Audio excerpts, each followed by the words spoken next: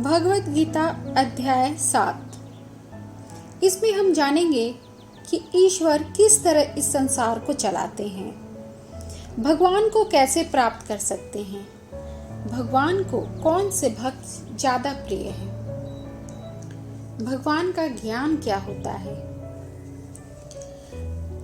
कृष्ण बोले, हे अर्जुन, अब मैं तुम्हें जो ज्ञान बताने जा रहा हूँ, जिसको जानकर तुम्हें और दूसरे ज्ञान जानने की आवश्यकता ही नहीं पड़ेगी। मुझे कोई हजारों भक्त में से कोई एक ही भक्त मुझे प्राप्त कर पाता है। हे अर्जुन, मेरे दो रूप हैं, एक जड़ रूप है, एक चेतन रूप है। मेरा जड़ रूप वह है जिसमें मोह है, माया है, क्रोध है, मन है, बुद्धि है, आकाश है, पृथ्वी है, जल है, वायु है, अग्नि है। और दूसरा मेरा रूप है चेतन रूप, जिसमें ये सृष्टि का चक्र है। इसमें समय भी है, समय को मैं ही चलाता हूँ, जिसमें सूर्य, चंद्रमा, ओमकार मैं ही हूँ। बुद्धि जीवों का मैं तेज हूँ, तपस्वियों का तप हूँ, धर्मों का पवित्र कर्म हूँ, बलवानों का बल हूँ, और सभी मनुष्यों का इस माया जाल में फंसे हैं जो उस मनुष्य को इस माया जाल को तोड़ देता हूँ, वह मेरा हो जाता है। ज्ञानी पुरुष मुझे अत्यंत प्रिय हैं। ज्ञानियों में भी जो मुझे बहुत समय से मानता आ रहा है, वह मृत्यु के बाद मुझे ही समा जाता है, वो मुझे ही प्राप्त करता है। जो मनुष्य किसी इच्छा के लिए किसी देवता की पूजा करता है, तो मैं उनका मन उसी देवता में स्थिर कर देता हूँ। जो भक्त उन देवताओं को प्राप्त करता है, उन्हीं का हो जाता है, लेकिन यह फल ज्यादा समय तक नहीं चलता है। कोई भक्त किसी भी प्रकार से मुझे ही मानता है, तो मैं उसे अपना बना लेता हूँ। जो मूर्ख होते हैं, वह मुझे जन्म और मरने वाला मानते हैं, वह मुझे प्राप्त नहीं कर पाते हैं। मैं तीनों काल को जानता हूँ, जबकि श्रद्धा रहित लोग मुझे भी नहीं जानते। उन्हें लगता है कि मैं इस धरती पर जन्म लेता हूँ और यहीं पर मर जाता हूँ, यहीं पर खत्म हो जाता हूँ।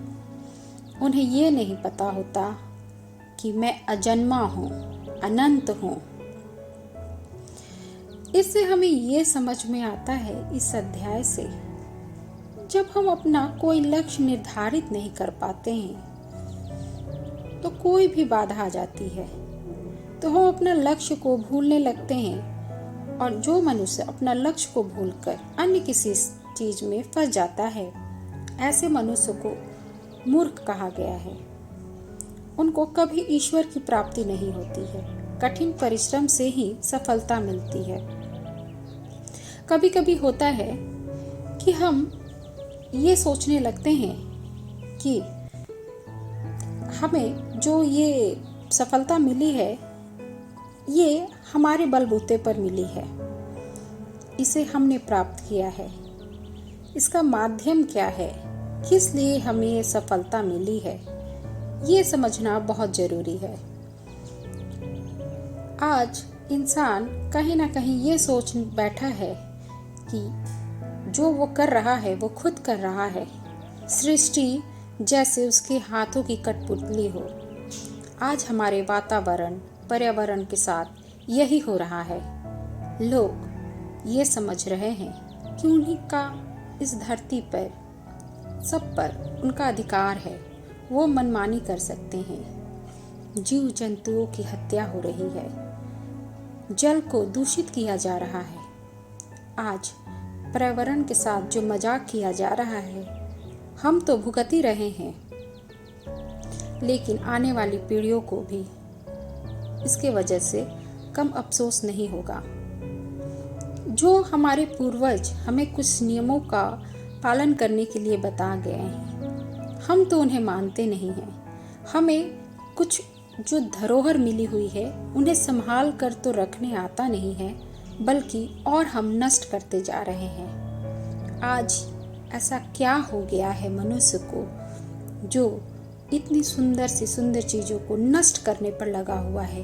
इतनी पवित्र चीज जल है, उसको दूषित करने पर लगा हुआ है।